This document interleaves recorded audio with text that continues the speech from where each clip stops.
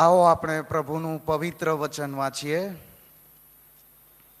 હિબ્રુઓને પત્ર 12મો અધ્યાય પહેલી અને બીજી કલમ આપણે વાંચીશું.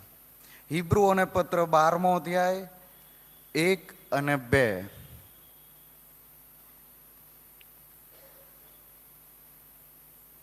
અહીં આ પ્રમાણે લખવામાં આવ્યું છે: તો આપણી આસપાસ સાક્ષીઓની એટલી મોટી વાદળારૂપ ભીડ છે, માટે આપણે પણ દરેક જાતનો બોજો અથવા વળગી રહેનાર પાપ નાખી દઈએ અને આપણે માટે ઠરાવેલી શરતમાં ધીરજથી દોડીએ. આપણે આપણા વિશ્વાસના અગ્રેસર તથા તેને સંપૂર્ણ કરનાર ઈસુની તરફ લક્ષ્ય રાખીએ, કે જેમણે પોતાની આગળ મૂકેલા આનંદને લીધે શરમને તુચ્છ ગણીને મરણ સ્તંભનું દુઃખ સહન કર્યું અને જે ઈશ્વરના રાજ્યાસનની જમણી તરફ બેઠેલા છે. આ પ્રભુ ઈસુ ખ્રિસ્ત વિશેની વાત છે.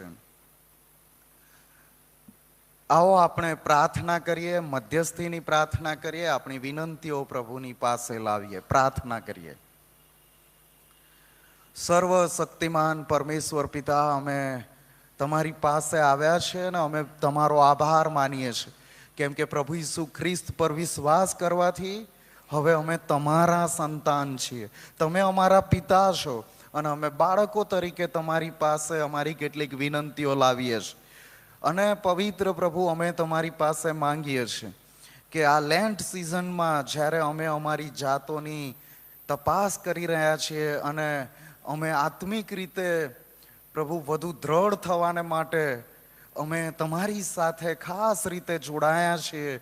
અમારામાંના કેટલાકને તમે એવું સામર્થ્ય આપ્યું કે તેઓ ઉપવાસ સહિત આ દિવસોમાં આગળ વધે અને તમારા વચનો અમે રોજે રોજ સાંભળીએ, શીખીએ, તમને પ્રાર્થના કરીએ અને આ સમયગાળો અમારા આત્માના ઉત્થાનના માટે, આત્મિક જાગૃતિના માટે બહુ જ મહત્વનો એવો સમય તમે આ મંડળીના કેલેન્ડર વર્ષમાં તમે અમને આપ્યો છે.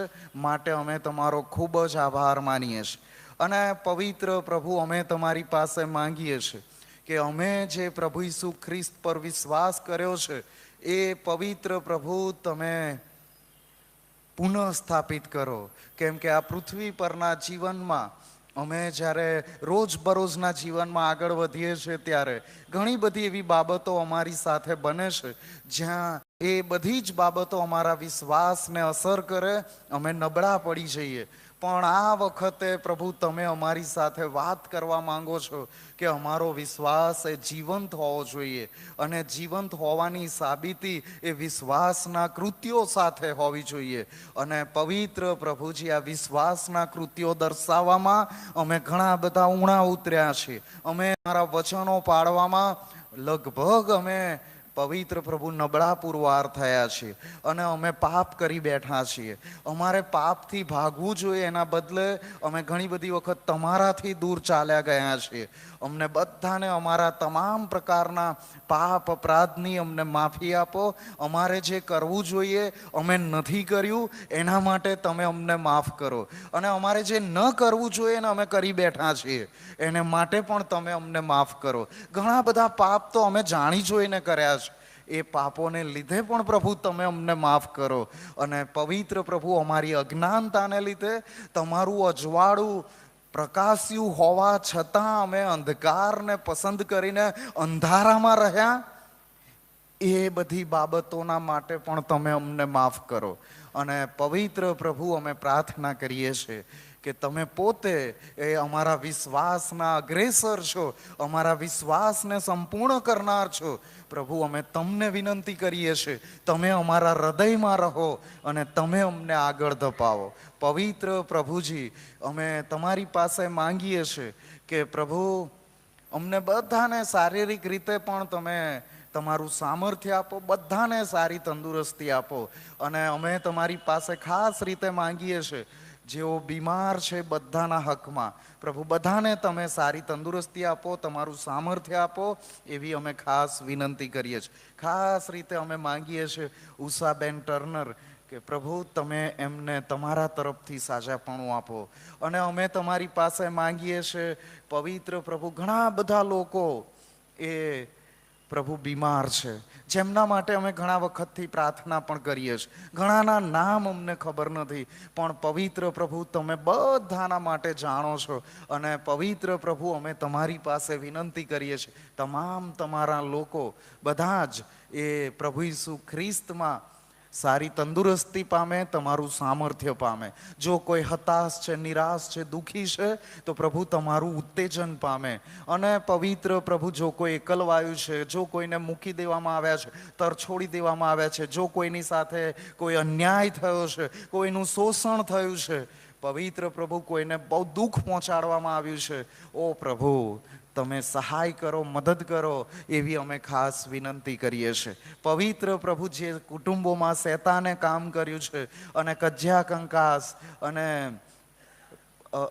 અણસમજના કારણે ઊભી થતી જે પ્રભુ બધી પરિસ્થિતિઓ તમે પ્રભુ દૂર કરો અને તમારો પ્રેમ, તમારી સમજ બુદ્ધિ બધા ઘરોમાં તમે સ્થાપિત કરો, એવી અમે ખાસ આગ્રહથી વિનંતી કરીએ છીએ. બધા જ સંબંધોમાં તમારો પ્રેમ હોય અને શેતાન કોઈ પણ રીતે ફાવી ન જાય, એવી અમે ખાસ વિનંતી કરીએ છીએ. પ્રભુ, અમે વિશેષ બાળકો અને જુવાનો માટે તમારા તરફથી જ્ઞાન બુદ્ધિ ડાપણ માંગીએ છીએ. તેમને તમારામાં સુરક્ષિત સલામત રાખો. અને હવે જેઓ બોર્ડ એક્ઝામ આપી રહ્યા છે ને આપવાના છે, એ બધાને પણ અમે ખાસ રીતે તમારા હાથોમાં સોંપી દઈએ છીએ. પ્રભુ, એક્ઝામ એ ફેસ કરવાને માટે, આનંદથી એક્ઝામ આપવાને માટે તમે સહાય કરજો, મદદ કરજો અને બધા સારું પરિણામ પ્રાપ્ત કરે, એવી પણ અમે ખાસ વિનંતી કરીએ છીએ. જેઓ જોબની છે એમને સારી જોબ પ્રાપ્ત થાય, જેઓ લગ્નના માટે પાત્રની શોધ ચલાવે છે એમને યોગ્ય પાત્ર પ્રાપ્ત થાય, એવી અમે ખાસ વિનંતી કરીએ છીએ. અને પવિત્ર પ્રભુ, અમે તમારી પાસે માંગીએ છીએ, જો કોઈ ખાસ પ્રાર્થના વિનંતી સાથે અહીં આ ભવનમાં ઉપસ્થિત છે, એમની પ્રાર્થનાના જવાબ પ્રભુ તેઓ જલ્દીથી જલ્દી પ્રાપ્ત કરે. પ્રભુ, હજી સુધી કોઈએ પ્રભુ ઈસુ ખ્રિસ્ત પર વિશ્વાસ નથી કર્યો, જેઓ અમારા જાણમાં છે, અમારી અડોસ પડોશમાં છે, અમારા મિત્રો છે, અમારા કુટુંબીજનો છે, અમારા સગા સંબંધીઓ છે, અમદાવાદમાં વસનારા લોકો છે, બધાના હકમાં અમારી પ્રાર્થના છે કે પ્રભુ એ બધા પર તમારી એવી કૃપા થાય કે પ્રભુ ઈસુ ખ્રિસ્ત પર વિશ્વાસ કરે અને પ્રભુ ઈસુ ખ્રિસ્તમાં જીવન પામે. અને આ કાર્યમાં તમે અમારો સહકાર ઈચ્છો છો. તમે એવું ઈચ્છો છો કે આ કામમાં અમે અમારું યોગદાન આપીએ. જો કે આ તો અમારા માટે બહુ મોટી તક અને આ બહુ મોટો લાવો, અને તમે એવું ઈચ્છો કે અમે તમારા કોઈ કામમાં આવીએ, એ પવિત્ર પ્રભુ તમારી બહુ મોટી કૃપા. અમે એમાં સામેલ થઈએ અને ઈસુ વિશે લોકોને જણાવીએ કે એમાં જીવન પ્રાપ્ત થાય છે, ભરપૂર જીવન પ્રાપ્ત થાય છે અને અનંતકાળિક જીવનની ખાતરી પણ મળે છે. એ રીતે પ્રભુ લોકોને જણાવવાને તમે અમને હિંમત આપો, તમારા આત્માનું ભરપૂરીપણું આપો. પવિત્ર પ્રભુજી, આ રોજે રોજની મિટિંગ્સને તમે આશીર્વાદિત કરજો અને તમારા વચનોથી અમને બધાને તૃપ્ત કરજો, એવી પણ અમે ખાસ વિનંતી કરીએ છીએ. પવિત્ર પ્રભુ, જ્યાં યુદ્ધની પરિસ્થિતિ છે ત્યાં તમારી શાંતિ સ્થપાય, અને યુદ્ધના ભણકારા છે અને પવિત્ર પ્રભુજી, જે રીતે રોજે રોજ બધા સમાચાર આવી રહ્યા છે, પ્રભુ અમે તમારી પાસે માંગીએ છીએ કે આવા બધામાં પ્રભુ લોકોને, જેઓ તમારા ઉપર વિશ્વાસ કરે છે અને છેવટે તો સમગ્ર માનવજાત જેમને તમે પ્રેમ કરો છો, એ બધાના હકમાં પ્રભુ જે સારું છે, શ્રેષ્ઠ છે, એ તમે કરો, એવી અમે ખાસ વિનંતી કરીએ છીએ. અને જેવા સમયો આવે એવું બળ તમે અમને આપો, અમારો વિશ્વાસ દ્રઢ અને મજબૂત કરો, એવી અમે ખાસ વિનંતી કરીએ છીએ. અમારા દેશમાં પણ તમારા તરફની શાંતિ સ્થપાય અને બધા લોકો સુખાકારી, શાંતિ, અમન, ભાઈચારા, એકતામાં જીવન વ્યતીત કરનારા લોકો બને અને પ્રભુ ઈસુ ખ્રિસ્તનું રાજ્ય સ્થપાય, એવી અમે તમને વિનંતી કરીએ છીએ. અને અત્યારે પણ તમારા વચનોથી અમારા બધાની સાથે વાત અને વ્યવહાર કરો. અમે આ બધું અમારા તારનાર પ્રભુ ઈસુ ખ્રિસ્તની મારફતે માંગીએ છીએ. આમેન. એક વખત એવું બન્યું કે એક જુવાન સ્ત્રી એક મંડળીમાં સભ્ય તરીકે જોડાવા માટે એ ગઈ, અને મંડળીની રીત હતી એ પ્રમાણે પાળક સાહેબ અને કમિટીના સભ્યો કેટલાક પ્રશ્નો કરે અને પછી એમને મંડળીમાં આવકારે. એટલે પ્રોસિજર માટે પ્રશ્ન માટે ગયા તો એમને પ્રશ્ન કરવામાં આવ્યો, તમે એમ માનો છો કે તમે પાપી હતા? અને આ બેને જવાબ આપ્યો કે હા, હું માનું છું. બીજો પ્રશ્ન કરવામાં આવ્યો, હવે તમે શું માનો છો? અત્યારે તમે પાપી છો? ત્યારે ફરીથી આ બેને જવાબ આપ્યો કે હા, અત્યારે પણ હું પાપી છું. એટલે કમિટીના સભ્યો અને પારક સાહેબને થોડું આશ્ચર્ય થયું. તો પછી અમે તમને અમારી મંડળીમાં શા માટે લઈએ? તમે પહેલા પાપી હતા, અત્યારે પાપી છો, તો પછી અમે શા માટે તમને અમારી મંડળીમાં લઈએ? ત્યારે આ બેને જે જવાબ આપ્યો કે પ્રભુ ઈસુ ખ્રિસ્ત પર વિશ્વાસ કર્યો એ પહેલા હું પાપી હતી અને પાપ કરવા માટે દોડી જતી હતી. પણ પ્રભુ ઈસુ ખ્રિસ્ત પર વિશ્વાસ કર્યા પછી, પ્રભુ ઈસુ ખ્રિસ્તને જીવન સોંપ્યા પછી મને એ વાતનું ભાન છે કે હું આજે પણ પાપી છું, હું પાપ કરી બેસું છું, પણ હવે હું પાપ કરવા માટે નથી દોડતી, પણ પાપથી દોડું છું, પાપથી ભાગું છું. અને આવો જવાબ સાંભળ્યા પછી આ બેનને મંડળીમાં સભ્યપદ એમનું સ્વીકારવામાં આવ્યું અને એ મંડળીમાં બહુ જ સારી રીતે એક આત્મિક વ્યક્તિ તરીકે તેઓ મંડળીના એક સાચા ખ્રિસ્તી વ્યક્તિ તરીકે મંડળીમાં કાર્યરત થયા. આપણે આ લેન્ટ સિઝનમાં વિષય પસંદ કર્યો છે જીવંત વિશ્વાસ. વિશ્વાસ આપણે બધા જાણીએ છીએ. હિબ્રુઓને પત્ર 11મો અધ્યાયને પહેલી કલમમાં લખ્યું છે કે જે બાબતોની આપણે આશા રાખીએ છીએ એ આશાની ખાતરી એ વિશ્વાસ. જે બાબતો આજે હજી આપણે જોઈ નથી એ આપણે માની લીધી છે અને જોઈ શકીએ છીએ વિશ્વાસથી, એ વિશ્વાસ છે. અને હવે એની આગળ એક શબ્દ ઉમેરાયો, જીવંત વિશ્વાસ. વિશ્વાસ તો ખરો, પણ હવે જીવંત વિશ્વાસ. અને આ જીવંત વિશ્વાસ વિશેની વાત અને એ થીમ આપણે જે પસંદ કરી એ આપણે પહેલા જ દિવસે એના વિશે આપણે સંદેશો જોયો. યાકૂબના પત્રમાં જે 2 અધ્યાયમાં લખવામાં આવ્યું છે કે જો વિશ્વાસની સાથે કરણીઓ ન હોય તો એ વિશ્વાસ નિર્જીવ છે.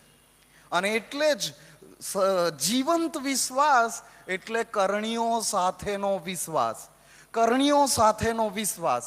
અને આ કરણીઓ સાથેના વિશ્વાસની વાત હવે આપણે 40 દિવસ સુધી શીખવાના છીએ. અને આ જે થીમ પસંદ કરવામાં આવી એનું મુખ્ય કારણ એ હતું કે આપણે ઘણી બધી વખત એવા ખોટા શિક્ષણમાં આપણે જાણતા અજાણતા ફસાઈ જઈએ છીએ. અને કેટલાક સેવકો એ પ્રમાણે કહેતા હોય છે કે એક વખત પ્રભુ ઈસુ ખ્રિસ્ત પર વિશ્વાસ કર્યો એટલે આપણું સ્વર્ગમાં જવાનું નક્કી. અને પછી એમ માનવામાં આવે છે, બધા એમ પણ કહે છે કે જેમણે પ્રભુ ઈસુ ખ્રિસ્ત પર વિશ્વાસ કર્યો છે એમના ભૂતકાળના પાપ માફ કરી દેવામાં આવ્યા છે, એમના વર્તમાન કાળના પાપ માફ કરી દેવામાં આવ્યા છે અને ભવિષ્યના પાપ પણ માફ કરી દેવામાં આવ્યા છે. બીજા શબ્દોમાં એમ કહેવા માંગે છે તમને લાયસન્સ મળી ગયું છે, હવે જેમ જીવવું હોય એમ જીવો.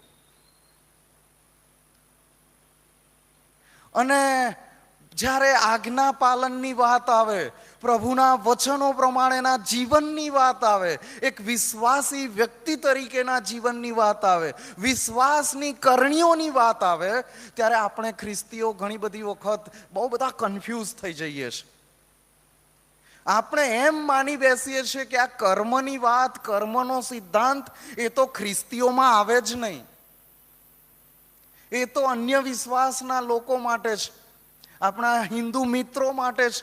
કર્મનો સિદ્ધાંત એટલે તો હિન્દુઇઝમ. પરંતુ પરમેશ્વરના વચનમાં જ્યારે આ જીવંત વિશ્વાસની વાત કરવામાં આવી છે ત્યાં આપણને જોવા મળે છે કે આપણો વિશ્વાસ જો કરણીઓ વગરનો છે તો વિશ્વાસ નિર્જીવ છે. અને ત્યાં પ્રશ્ન કરવામાં આવે છે, આવો નિર્જીવ વિશ્વાસ શું આપણને બચાવી શકે? બીજી બાબત આપણે પ્રકરણના પુસ્તકમાં બહુ સ્પષ્ટ રીતે જોઈએ છે કે આકાશમાં ઘણા બધા પુસ્તકો છે, સ્વર્ગમાં ઘણા બધા પુસ્તકો છે.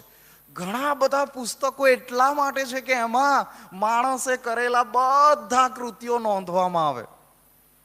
માણસે કરેલા બધા જ કૃત્યો, બધા જ કામો, બધા જ કર્મ, બધી જ કરણીઓ એ પુસ્તકમાં નોંધવામાં આવે. અને પાઉલ પણ શિક્ષણ આપતા એમ કે છે કે આ શરીરમાં રહીને કરેલા તમામ ભલા કે ભૂંડા કામનો બદલો મેળવવાને આપણે ખ્રિસ્તની આગળ ઊભું રહેવું પડશે. અને અહીંયા ફરી મોટું કન્ફ્યુઝન આપણા ખ્રિસ્તીઓમાં થાય છે તે. અને પછી ભજન મંડળીમાં ગીત ગવાય, ઈસુ તારા સરવાળા ખોટા હોય નહીં. પ્રભુ ઈસુ ખ્રિસ્ત સરવાળા નથી કરતા. એ ગીત થિયોલોજીકલી રોંગ છે, ખોટું છે. ઈસુ ખ્રિસ્ત સરવાળા કરતા જ નથી. એ પેલો કર્મનો સિદ્ધાંત થયો કે સારા કૃત્યો ગણ્યા અને ખોટા કૃત્યો ગણ્યા અને જે વધારે થયા એ આપણું પુણ્ય કમાયા. એ આખો સિદ્ધાંત અલગ છે. એ બિબ્લિકલ પ્રિન્સિપલ નથી. આપણા પ્રભુ ઈસુ ખ્રિસ્તે એટલા બધા પુસ્તકો લાવ્યા, ત્યાં લાવવામાં આવ્યા, પણ ખોલીને ગણવા બેઠા નથી.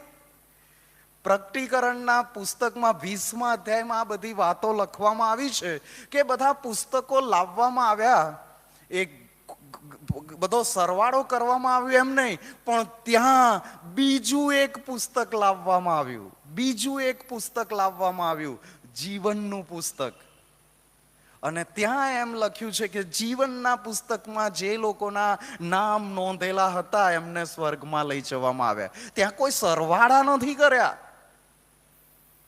અને જે કર્મોની વાત હતી એ કર્મો લખેલા છે.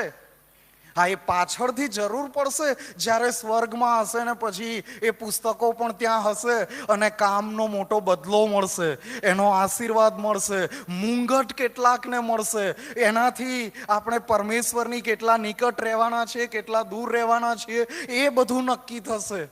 પણ સ્વર્ગમાં પ્રવેશવા માટે પ્રભુ ઈસુ ખ્રિસ્ત પર વિશ્વાસ કરવાથી, જે દિવસે હૃદયના ઊંડાણથી પ્રભુ ઈસુ ખ્રિસ્ત પર વિશ્વાસ કરીએ છીએ ત્યારે આપણું જીવનના પુસ્તકમાં નામ નોંધવામાં આવે છે. જ્યારે આપણે પ્રભુ ઈસુ ખ્રિસ્ત પર વિશ્વાસ કરીએ છીએ ત્યારે જીવનના પુસ્તકમાં નોંધવામાં આવે છે.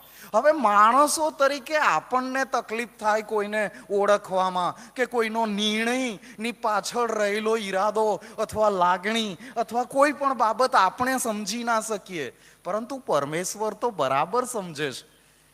પરમેશ્વર આપણા બોલાયેલા એક શબ્દની પાછળ શું રહેલું છે એ સારી પેઠે જાણે છે.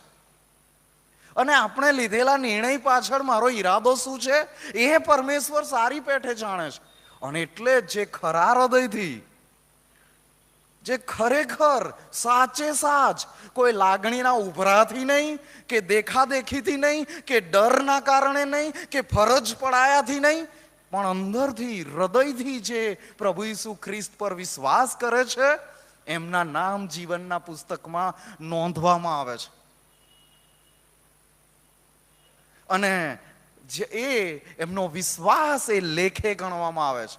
અને એવો વિશ્વાસ પછી એ જીવંત વિશ્વાસ હોય, એ કરણીઓ સાથેનો વિશ્વાસ હોય. અને આજે જે શાસ્ત્ર પાઠ વાંચવામાં આવ્યો, હિબ્રુઓને પત્ર 12મો અધ્યાય અને 1લી ને 2જી કલમ આપણે વાંચી, ત્યાં કેટલીક બાબતો લખવામાં આવી છે. એના પર આપણે હવે આગળ જોવા માંગીએ છીએ કે અહીંયા જે આ લેખક અહીં જે કહેવા માંગે છે એ આપણને એક ઉત્તેજન આપવા માંગે છે કે પ્રભુ ઈસુ ખ્રિસ્ત પર વિશ્વાસ કર્યો છે અને હવે વિશ્વાસના જીવનમાં આગળ વધવાનું છે. ત્યારે અહીં બહુ ગજબની વાત આપણને કહેવામાં આવી છે કે આપણે એકલા નથી. એકચ્યુઅલી આ વચનથી પ્રભુ આપણા વિશ્વાસને જીવંત કરવા માટે, વિશ્વાસના કૃત્યો દર્શાવવા માટે, અને જો જીવનમાં કોઈ હતાશા, નિરાશા આવી છે તો એમાંથી બહાર આવવા માટે પ્રભુનું વચન અહીં આપણને ઉત્તેજન આપે છે અને આપણને જણાવે છે. જો કોઈ એમ માનતું હોય કે હું તો સાવ એકલો પડી ગયો છું અને આ ન્યાયપણાનું જીવન જીવવાને માટે થઈને એકલો પડી ગયો છું, મારા પ્રભુ ઈસુ ખ્રિસ્ત પરના વિશ્વાસના કારણે હું એકલો પડી ગયો છું, જો કોઈ એમ માનતું હોય તો અહીં લખવામાં આવ્યું છે, આપણી આસપાસ સાક્ષીઓની એટલી મોટી વાદળારૂપ ભીડ છે. આપણે એકલા નથી. પ્રભુ આપણને ખાતરી આપવા માંગે છે કે આપણે એકલા નથી. આ એક ન સમજાય એવી વાત અહીં આ લેખક અહીં આપણને જણાવવા માંગે છે. હિબ્રુઓને પત્ર 11મો અધ્યાય, એમાં ટોટલ 18 વિશ્વાસના સુરવીરો વિશે વાત કરવામાં આવી છે. એ 18 અને પછી આ 12મા અધ્યાયની શરૂઆતમાં કે છે વાદળારૂપ ભીડ. અને આ વાદળારૂપ માટે જે ગ્રીક શબ્દ છે એ અસંખ્ય, જે ગણી ન શકાય અથવા ચોક્કસ આંકડો કહેવા ન માંગતા હોય, ત્યારે પ્રાચીન ગ્રીકમાં એવો ગ્રીક શબ્દ વાપરવામાં આવે જેનો અર્થ થાય વાદળારૂપ, કે જેને આપણે ગણી શકતા નથી. અને ટોળામાં લોકો છે, ગણી ન શકાય એ રીતે. અને એટલા બધા લોકો આપણી આસપાસ છે. જ્યારે હિબ્રુઓને આ પત્ર લખનાર લેખક એ જ્યારે આવી રીતે તો આપણી આસપાસ એ જે કહેવા માંગે છે, એટલે કે 18 જણની વાત કરી, 18 જ જણ આપણી આસપાસ છે એવું નથી, પણ અત્યાર સુધી શરૂઆતથી લઈને આદમ અને હવાથી લઈને આ પુસ્તક લખાયું ત્યાં સુધી જેટલા લોકો પ્રભુ ઈસુ ખ્રિસ્ત પર વિશ્વાસ કર્યો એ બધા લોકોની ભીડ એ આપણી આસપાસ છે. એટલે આનાથી એક બાબત એવી સ્પષ્ટ થાય છે, જાણે કે આપણી અગાઉ જેઓ પ્રભુ ઈસુ ખ્રિસ્ત પરના વિશ્વાસમાં જીવન જીવી ગયા એ લોકો આપણને નિરીક્ષણ કરી રહ્યા છે.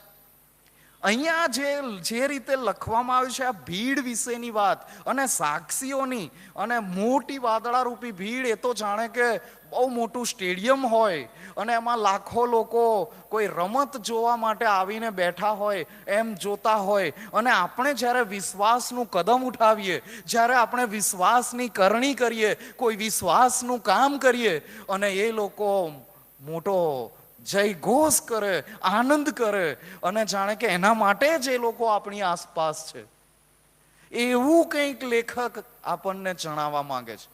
આ આકાશી સ્થાનોમાં અને આપણી આસપાસ જે આત્મિક બાબતોની વાતો ખાસ કરીને નવા કરારમાં લખવામાં આવી છે.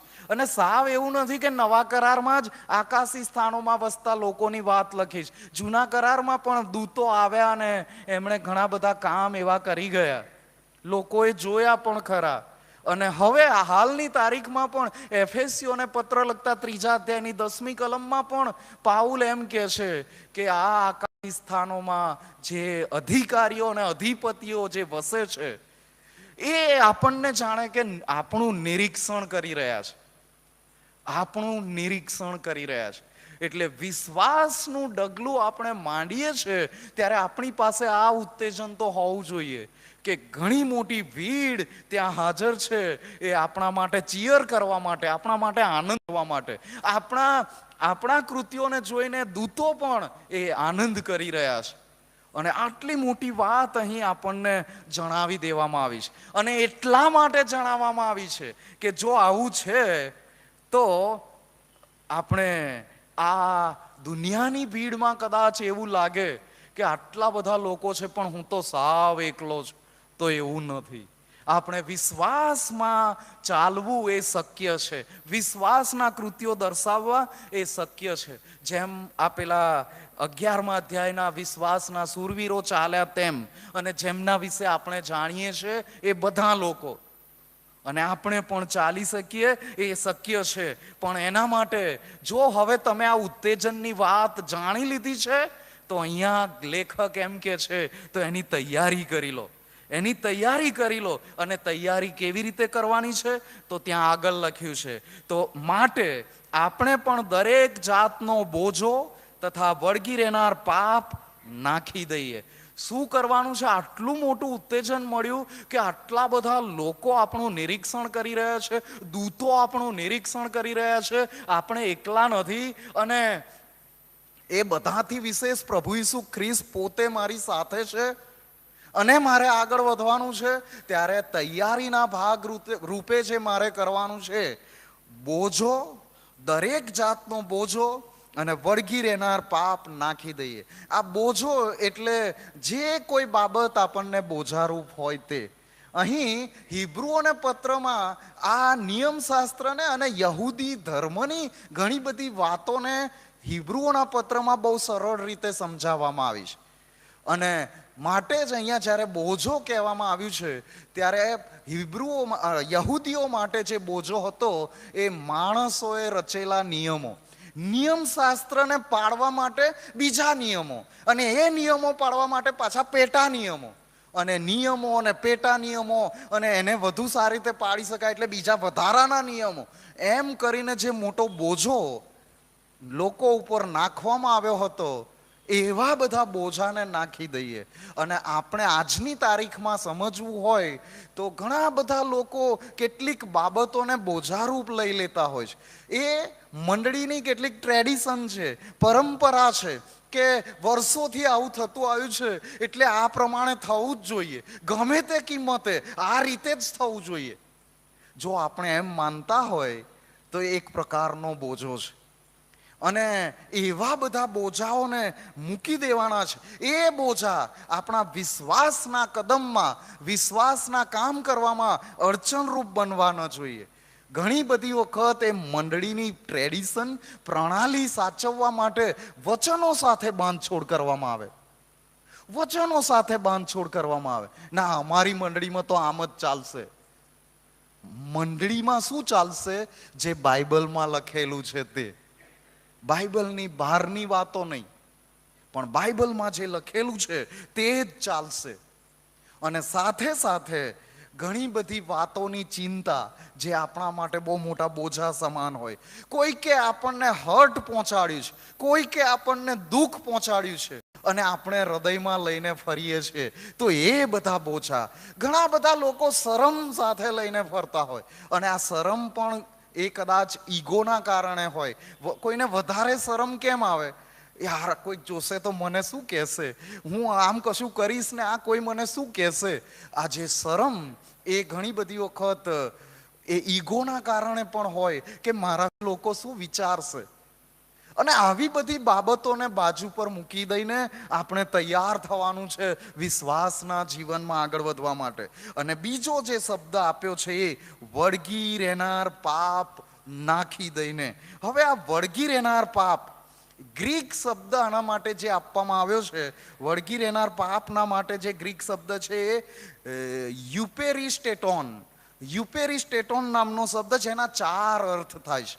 અહીંયા ગુજરાતીમાં એક શબ્દ આપી દીધો કે વળગી રહેનાર પાપ, એ 4 માનો એક છે. એટલે પહેલો અર્થ થાય વળગી રહેનાર પાપ, અને બીજું જે એનો અર્થ થાય છે કે આસાનીથી દૂર કરી શકાય પણ નથી કર્યા તેવા પાપ, ઇઝીલી એવોઇડેબલ, જેને આપણે આસાનીથી આપણે દૂર કરી શકીએ છીએ અને છતાંય આપણે આપણાથી દૂર નથી કર્યા એવા પાપ. ઘણી બધી વખત જ્યાં જરૂર ન હોય ત્યાં પણ જૂઠું બોલાઈ જાય. પાછળથી એમ થાય કે અહીંયા તો મારે જૂઠું બોલવાની જરૂર જ નહોતી. અને જૂઠું બોલવું એ પાપ છે. શૈતાનના માટે જે શબ્દ આપવામાં આવ્યો છે એ જૂઠાનો બાપ છે. એટલે કોઈક વ્યક્તિ જૂઠું બોલે છે તો એનો બાપ શૈતાન બને છે. અને આપણા બાપ તો પરમેશ્વર પિતા યહોવા દેવ છે. પણ જો કોઈ જૂઠું બોલે છે તો એનો બાપ શૈતાન છે. પણ આપણે આસાનીથી જૂઠું બોલી નાખીશું. આ તો કોઈકના ભલા માટે બોલ્યો. અને કોઈનું ભલું ના થવાનું હોય તોય ઘણી બધી વખત તો આદત પડી ગઈ છે એટલે આવી જ જાય, બોલાય જ જાય. કોઈને કશું ના નથી કહેવું, કોઈને રોકી શકતા નથી, કોઈને અટકાવી શકતા નથી, અને આપણે આસાનીથી એ બોલી નાખીશું. પાછળથી પસ્તાવો થાય કે અહીંયા તો જૂઠું ના બોલ્યો હોત તો ચાલી જાત, એટલું બધું કંઈ ફરક ના પડે, કશોય ફરક ના પડ્યો હોત, અને છતાંય જૂઠું બોલાઈ જાય. એવા બધા પાપ નાખી દઈને. અને બીજી જે બાબત છે, એવા કામ, એવા પાપ કે જેને વખાણી શકાય પણ એને બાજુ પર મૂકવા જેવા તો ખરા. એવા પાપ જેને વખાણી શકાય, એવા ઘણા બધા કામ આજે થઈ રહ્યા છે, જેને લોકો વખાણ કરે, પણ પરમેશ્વરની દ્રષ્ટિમાં એ પાપ હોય, એ ન કરવું જોઈએ. અને એવી ઘણી બધી બાબતો પણ આપણી સાથે જોડાયેલી રહેશે. ઘણી બધી વખત એવી બાબતો આપણી આસપાસ બને અને બધા લોકો વખાણ પણ કરવા માંડે. હવે આમાં જો હું આ સમજાવવા જાઉં તો એ કે કોઈક પ્રભુનો જે સમય છે, પ્રભુ માટેનો સમય છે, અને પ્રભુને માન આપવાનું છે, પ્રભુનો મહિમા ગાવાનો છે, અને આગળ આવીને બહુ ગજબની કવિતા કે બહુ જોરદાર શબ્દો કે કંઈક વક્તવ્ય આપી દે જેમાં માણસોના ગુણગાન હોય. પણ જે પરમેશ્વરનો સમય ચોરી લેવામાં આવ્યો છે, જે પરમેશ્વરને માન મળવું જોઈતું હતું, જે પરમેશ્વર કરતાં કોઈક બીજાને વધારે આગળ કરી દેવામાં આવ્યા હોય, તો એ પાપ છે. એ મૂર્તિ પૂજાનું પાપ છે. આપણા જીવનમાં સૌ પ્રથમ અગ્રિમ સ્થાને, પ્રથમ સ્થાને, સર્વપ્રથમ મહિમા એ પરમેશ્વરનો હોવો જોઈએ. અને જ્યાં પરમેશ્વરને માન મહિમા મળવો જોઈએ, ત્યાં હું કોઈ વ્યક્તિને મહિમા આપું છું તો બહાર જઈને વખાણ, કોઈક લોકો વખાણ કરશે, જેમને ગમ્યું, જે પક્ષના હશે એ પક્ષના બધા લોકો વખાણ કરશે. પરંતુ પરમેશ્વર દ્રષ્ટિમાં એ પાપ છે. ઘણી બધી વખત કેટલાક સેવકો અને ધાર્મિક આગેવાનો એમના વખાણ કરવામાં લોકો શિસ્ત, પેલું સભ્યતા ચૂકી જતા હોય છે. એટલું બધું વધારે અતિશયોક્તિ થઈ જાય અને ઘણા બધા કહે કરે, હો તમે તો યાર જબરજસ્ત, વખાણ કરવામાં તો તમારો જોટો ચડે નહીં.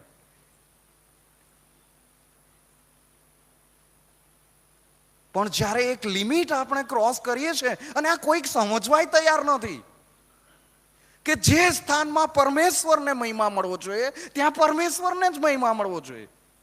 અને જે લેવલ સુધી પરમેશ્વરને, જે લેવલથી ઉપર માન મળવું જોઈએ, એ માણસો આપણે જેમને પ્રેમ કરીએ છીએ, જેમને આપણે માન આપવા માંગીએ છીએ, એ બધું બરાબર છે, પણ એ પરમેશ્વરની સમકક્ષ તો ના જ હોય. કોઈ માણસ ના હોય, ગમે તેટલું હાસિલ કરી લીધું હોય. કોઈ માણસ પરમેશ્વરની સમકક્ષ તો નથી જ. અને આમ બહુ આસાનીથી કહી દે, એ તો અમારા આ સાહેબ હતા ને, સાહેબ ના હોત તો આ થયું જ ના હોત. આ સૌથી મોટું પાપ છે. અમારા સાહેબે કર્યું તો પરમેશ્વર ક્યાં ગયા? પરમેશ્વર ક્યાં ગયા? એબલ લીડરશીપ જબરા જબરા શબ્દો શોધી લાવે છે. અમુક શબ્દો તો યાદ આવી જાય ને પછી કોન્ટ્રોવર્સી ઊભી થઈ જાય. એટલે અહીંયા જ છોડો. પછી આગળ આપણે જોઈએ ત્રીજી બાબત, બીજા બધા પાપ કરતા ભયાનક. આ જે છોડી દેવાના પાપ છે, બીજા બધા કરતા ભયાનક. આ જે પેલો ગ્રીક શબ્દ, એના જે 4 અર્થ થાય છે, એમાંનો આ ચોથો, કે બીજા બધા જ પાપ કરતા જે ભયાનક પાપ છે, એવા બધા પાપ પણ છોડી દો, એવું ત્યાં લેખક કહેવા માંગે છે. અને એ તો આપણે જાણીએ છીએ કે કેટલાક પાપ બહુ જ ભયાનક છે. જો કે પાપ એ પાપ છે, પરમેશ્વરની દ્રષ્ટિમાં ખોટું એ ખોટું છે, પાપ એ પાપ છે. પણ એની અસરો અને એની ગંભીરતા, એના લેવલ પ્રમાણે આપણે એ કેટલાક ભયાનક પાપો વિશે જોઈએ છે. તો એ બધું નાખી દઈને આગળ વધવા માટે અહીંયા આપણને આહવાન આપવામાં આવ્યું છે. આપણને આહવાન આપવામાં આવ્યું છે અને પછી કહેવામાં આવ્યું છે કે એ બધું નાખી દઈને આપણે માટે ઠરાવેલી શરતમાં ધીરજથી દોડીએ. આ પ્રભુના સેવક, આ લેખક જે વાત કરે છે કે એમ નથી કહેતા કે હવે તમે વિશ્વાસ કર્યો છે, હવે રેસમાં તમારે ઝંપલાવવાનું છે, દોડો. હવે લેખક એમ કહે છે આપણે દોડીએ. અહીંયા પ્રભુ ઈસુ ખ્રિસ્ત એમ કહે છે કે આપણે જ્યારે વિશ્વાસના જીવનમાં આગળ વધી રહ્યા છીએ ત્યારે એ પ્રભુ ઈસુ ખ્રિસ્ત એમ નથી કહેતા તમે દોડો, તમારી રેસ છે, તમારે દોડવાની છે, એમ નહીં. પ્રભુ ઈસુ ખ્રિસ્ત કહે છે ચાલો આપણે દોડીએ. એનો અર્થ એ કે રેસની શરૂઆતમાં, વિશ્વાસના જીવનની શરૂઆતમાં ઈસુ ખ્રિસ્ત આપણી સાથે છે. ડગલે ને પગલે ઈસુ ખ્રિસ્ત આપણી સાથે છે અને એક સુધી આપણને લઈ જશે. આ મોટું ઉત્તેજન એ આપણા વિશ્વાસને જીવંત કરવા માટે પ્રભુના વચનમાંથી આપણને આપવામાં આવ્યું છે. અને આપણે એ ઠરાવેલી શરતમાં ધીરજથી દોડીએ. હવે આ ઠરાવેલી શરત એટલે રેસ અને એ રેસમાં દોડવાનું. અને આ રેસ માટે પણ જે ગ્રીક શબ્દ વાપરવામાં આવ્યો છે અગોની ગ્રીક શબ્દ, બહુ પ્રાચીન શબ્દ, બહુ જૂનો શબ્દ અગોની. અને એનો અર્થ થાય છે ઘણા પ્રકારનો સંઘર્ષ. એટલે આ રેસ, આ દોડ, આ શરત, દોડની શરત એ કંઈ આસાન નથી, બહુ જ અઘરી છે. ઘણા બધા સંઘર્ષો સાથે રહેશે, બહુ બધા સંઘર્ષોમાંથી પસાર થવું પડશે. અને એવી રેસ દોડવા માટે આ પાઉલનો આ બહુ પસંદીદા શબ્દ છે, રેસ, દોડ. અને ઘણી બધી જગ્યાએ રેસ વિશેની વાત કરે છે. અને અહીં આ શબ્દ વાપરવામાં આવ્યો છે કે આ સીધી સાદી દોડ નથી, આ બહુ જ અઘરી દોડ છે જે આપણા માટે ઠરાવેલી છે. અને આ કંઈ ટૂંકી દોડ નથી, આ મેરેથોન દોડ છે. ટૂંકી દોડ નથી, બહુ લાંબી દોડ છે, ઘણા બધા સંઘર્ષો સાથેની દોડ છે. અને આ મેરેથોન પરથી મને યાદ આવ્યું, ઈસવીસન પૂર્વે 490 અને દરિયાવેશ રાજા, પર્શિયન રાજા, દાનિયેલના વખતમાં જે રાજા હતો તે દરિયાવેશ રાજા એ આથેન્સ ઉપર ચડાઈ કરી, ગ્રીસ દેશ ચડાઈ કરી હતી. અને ગ્રીસ સામ્રાજ્ય સ્થપાય એ પૂર્વેની આ વાત હતી. અને ગ્રીસ અને દરિયાવેશ રાજા, પર્શિયન કિંગડમ અને ગ્રીક સામ્રાજ્ય, એમની વચ્ચે આ યુદ્ધ થયું. અને એ મહત્વનું યુદ્ધ હતું. ત્યારથી પછી ગ્રીક લોકો થોડા સામર્થ્યવાન થતા ગયા, બળવાન થતા ગયા. એટલે મહત્વનું યુદ્ધ હતું જેમાં ગ્રીક લોકોએ દરિયાવેશ રાજાને હરાવી નાખ્યો. અને ગ્રીકના સૈનિકો, આ ગ્રીસના સૈનિકો, એમાં એક સૈનિક હતો જેનું નામ હતું ફેડિપિસ નામનો સૈનિક. એ એથેન્સમાં લડાઈ થઈ હતી અને ત્યાં એમને જીત હાંસિલ થઈ. અને ત્યાંથી પછી એ જીતની ખબર પોતાના ગામવાસીઓને કહેવા માટે એ ત્યાંથી એથેન્સથી એણે દોડવાનું ચાલુ કર્યું. એને જે વિજય હાંસિલ થયો હતો, જીત હાંસિલ થઈ હતી, એને એટલું ઉત્તેજન હતું, એના હૃદયમાં એટલું ઉત્તેજન હતું કે જલ્દી પહોંચીને મારા ગામવાસીઓને હું જણાવું કે આપણે જીતી ગયા છીએ, આપણું સૈન્ય જીતી ગયું છે. એટલું ઉત્તેજન કે એથેન્સથી મેરેથોન નામનું ગામ, એ મેરેથોન ગામ 26 માઇલ, લગભગ 26 માઇલ દૂર હતું. 26 માઇલ એટલે લગભગ 42-43 કિલોમીટર જેટલું થાય. એ આટલું અંતર આ ફેડિપિસ પેલા ઉત્સાહમાં, આનંદની જીતમાં અને ઉત્તેજનમાં એવું દોડ્યો, એટલું દોડ્યો કે એકી સાથે દોડતા જેટલો પણ સમય લાગ્યો એ દોડતો રહ્યો. અને અતિશય શ્રમ પડવાના કારણે, અતિશય શરીરને એટલું બધું શ્રમ પડ્યું કે ગામજનો રોજે રોજ ગામના નાકે ભેગા થાય અને સમાચારની રાહ જોતા હોય કે યુદ્ધના શું સમાચાર આવ્યા. અને ગામની બહાર લોકો ઊભા હતા અને ત્યાં ગયો ફેડિપિસ, ત્યાં ફસડાઈ પડ્યો. એના મુખમાંથી શબ્દો નીકળ્યા, આપણું સૈન્ય જીતી ગયું છે. અને આટલું બોલતામાં તો એનો પ્રાણ નીકળી ગયો, એ મરણ પામ્યો. અને આ ફેડિપિસ એ જીતના સમાચાર આપ્યા અને ત્યારથી પછી ગામના નામ પરથી આ મેરેથોન રેસની શરૂઆત થઈ. એટલે ઈસુ ખ્રિસ્તના સમયગાળા પહેલાથી મેરેથોન રેસ ચાલે છે અને આજે પણ ચાલે છે. અને એટલે બાઇબલનો ઇતિહાસ અને આ પાઉલ જે બધી વાતો કરે છે, નવા કરારમાં જે બધું લખ્યું છે, એ માનવ ઇતિહાસ સાથે પણ લિંક થાય છે. એટલે વચનોને કોઈ નકારી શકે નહીં. અને એ મેરેથોન રેસ અને એ જે 26 માઇલ આ ફેડિપિસ દોડ્યો, આજે પણ તમે જુઓ અમદાવાદના રસ્તાઓ, કેટલા ખાડા અને કેટલી તકલીફો. તો આ તો ઈસવીસન પૂર્વે 490 વર્ષ, આજથી લઈને 2500 વર્ષ પહેલાની વાત, લગભગ આજુબાજુ 2500ની આસપાસ. ત્યારે હાઈવે નહોતા, પાકા રોડ નહોતા, અને એ રસ્તા પર કેટલું દોડ્યો. કેમ? જીત હાંસિલ થઈ છે, વિજય મેળવ્યો છે. અને આપણે પણ પ્રભુ ઈસુ ખ્રિસ્તમાં જય હાંસિલ કર્યો છે. શૈતાન પર જય પામ્યા છે, પાપ ઉપર જય પામ્યા છે. પણ એનો આનંદ ક્યાં છે? એનો ઉત્સાહ ક્યાં છે? એનું ઉત્તેજન ક્યાં છે? આજના સમયનો આ મોટો પ્રશ્ન છે. આજના સમયનો આ બહુ મોટો પ્રશ્ન છે. કેમ કે આપણે સગવડિયા ખ્રિસ્તી થઈ ગયા. આપણે સગવડિયા ખ્રિસ્તી થઈ ગયા. તેરી ભી ચૂપ, મેરી ભી ચૂપ. જેમ ચાલે છે એમ ચાલવા દો, જેમ ચાલે છે એમ ચાલવા દો. કોઈને કશું કહેવાનું નહીં. બહુ સાણા ના બનશો, નહીં તો સહન કરવાનું આવશે. પણ અહીં તો રેસ જે દોડવાની છે, વિશ્વાસમાં અગ્રેસર થઈને આગળ વધવાનું છે, એનું નામ જ સંઘર્ષમય જીવન છે. સંઘર્ષ ના આવે તો કંઈક ખૂટે છે, કશીક તકલીફ છે,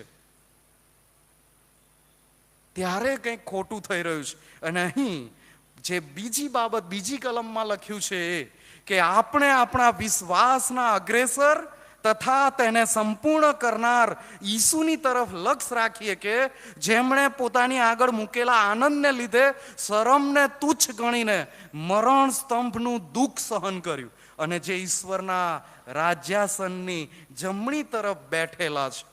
આ જે બાબત છે, કેમ આપણી પાસે એવો આનંદ નથી જે પેલા ફેડીપી પાસે હતો? કેમ કે આપણે શૈતાનને હરાવ્યો છે.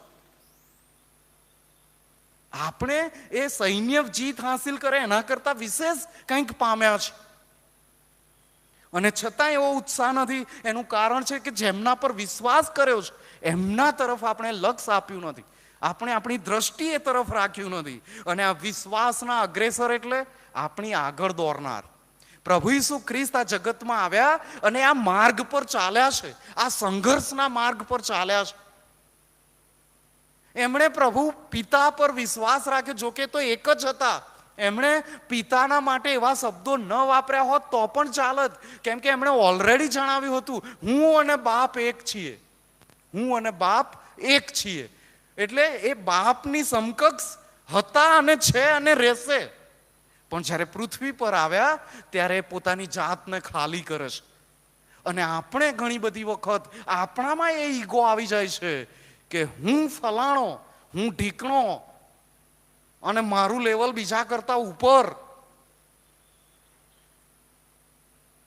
પણ પ્રભુ ઈસુ ખ્રિસ્ત પોતાની જાતને અહીં નીચા કરે છે, નીચા કરે છે. કેટલી હદ સુધી નીચા કરે છે એ આપણે અહીંયા જોઈએ કે વિશ્વાસના અગ્રેસર છે, એ આપણી સાથે ચાલે.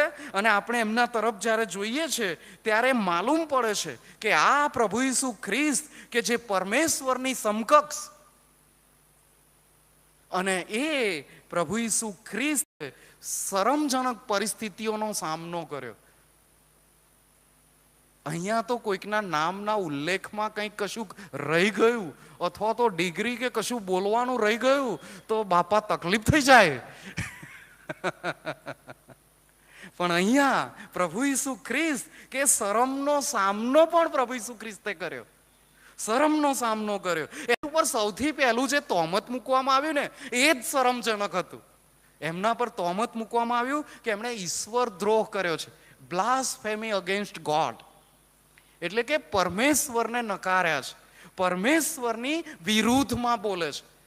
હવે આ શરમજનક બાબત એટલા માટે હતી કે પોતે પરમેશ્વર હતા, એ પોતે પરમેશ્વર હતા, એ ત્રિએક પરમેશ્વરમાંના એક રૂપ હતા. અને એમને એમ કે છે કે આ ઈશ્વર દ્રોહ કરે છે. અરે ઈશ્વર દ્રોહ તો તમે કરી રહ્યા છો, મારો નકાર કરીને, મારા પર ખોટા તોમત મૂકીને. આ શરમજનક પરિસ્થિતિ હતી. આ તો પેલા એના જેવું થયું કે અહીંયા કોઈક મોટા હોદ્દા પર હોય અને કોઈક આવીને એમ કહી દે, ઓ પટાવાળા ભાઈ તું આમાં આવ ને તારા સાહેબને બોલાવ. આવું કંઈક પ્રભુ ઈસુ ખ્રિસ્તની સાથે થયું. અને ત્યાં કહે છે કે ઈશ્વર દ્રોહનો તોમત એમના પર મૂકવામાં આવ્યો. બીજું, શરમજનક ઠઠ્ઠા મસ્કરી એમની કરવામાં આવી. શરમજનક રીતે કોડાનો માર મારવામાં આવ્યો, કેમ કે વસ્ત્ર ઉતારી લેવામાં આવ્યું અને ખુલ્લા બરડા પર એમને કોરડાનો માર મારવામાં આવ્યો. એ પ્રભુ ઈસુ ખ્રિસ્ત પર શરમજનક રીતે કાંટાનો મુંગટ મૂકવામાં આવ્યો, કેમ કે એ એના ઠઠ્ઠાના ભાગરૂપે જ મૂકવામાં આવ્યો હતો. શરમજનક. અને જબ્બો પણ શરમજનક પહેરાવવામાં આવ્યો, જાંબુડી કલરનો જબ્બો, જેને ટોટલી એનું કોઈ કશું રાખ્યું નથી, એકદમ ધિક્કારાયેલો છે, સહેજે માન જાળવ્યું નથી, અને તમે જાંબુડિયા કલરનો જબ્બો પહેરાવો છો. કેટલી શરમજનક બાબત. અને આજે ખ્રિસ્તીઓને પ્રભુ ઈસુ ખ્રિસ્તના જેવા બનવામાં, વિશ્વાસના કૃત્યો દર્શાવવામાં આ શરમ આડે આવે છે. બોલો, મારે તો ઈસુની વાત કોઈકને કરવી છે, પણ મને શરમ લાગે છે. મારે તો ઈસુ ખ્રિસ્તના માટે સ્ટેન્ડ લેવું છે, પણ મને તો શરમ લાગે છે. મારે તો ગીત ગાવું છે, પણ મને શરમ લાગે છે.